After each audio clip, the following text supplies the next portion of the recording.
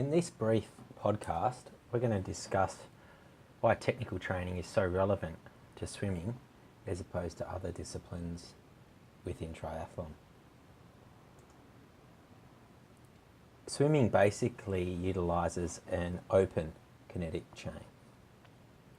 An open kinetic chain is something that's very different to closed kinetic chains. An open kinetic chain, as this image outlines, it refers to the distal end terminates free in space. The distal end is basically the hand that's furthest from the body, and it ends free in space. So it pulls through water without anything binding it to a fixed surface. It has a degree of freedom and higher degrees of freedom than the proximal ones. So it means that closer to the shoulder, it's more fixed, out towards the hand is free. So this linkage system allows the degree of freedom of many joints in a chain to be pulled, giving the segments greater potential for achieving a variety of movements than can any one joint possibly have on its own. This is really important because it's basically stating that when swimming, you have an open kinetic chain, and it allows for your hand to go in any direction that you require through the catch and pull phase. A closed kinetic chain has the distal segment fixed, so the part furthest away from the body. The terminal joint meets with great resistance, which restrains its free motion. So in the example of cycling, the foot is connected to the crank by the pedal. The terminal joint meets the pedal and has great resistance through the crank and through that actual gearing drive, which restrains its free motion. So the foot in cycling is largely fixed. The end segments are united to form a ring. When one link moves, the other links will move in a predictable pattern. So in the case of cycling, we tend to cycle in a clockwise motion for forward propulsion. So open kinetic chain refers to a free range of movement. A closed kinetic chain refers to a fixed range of movement.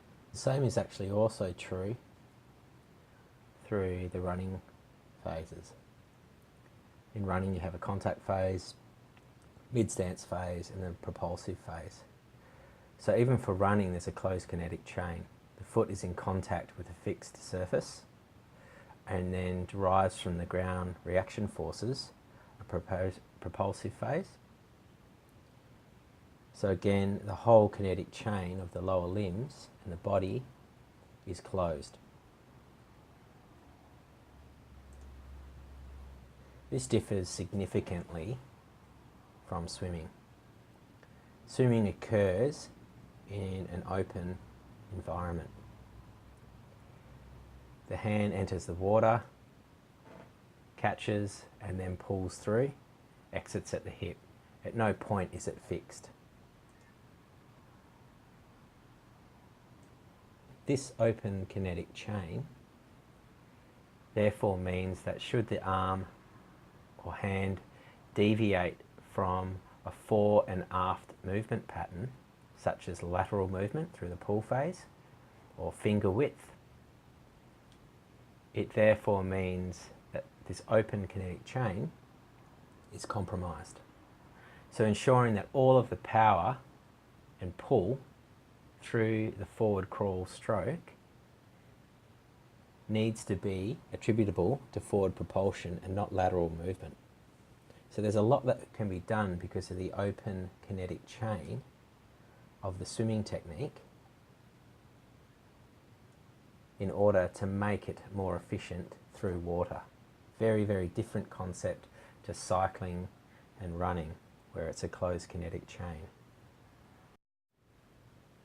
When swimming, the hand, feet, torso, legs can move in any direction because it's an open kinetic chain. Because of the viscous nature of water, if any of this movement isn't responsible for forward propulsion, it slows down the rate at which the swimmer is moving.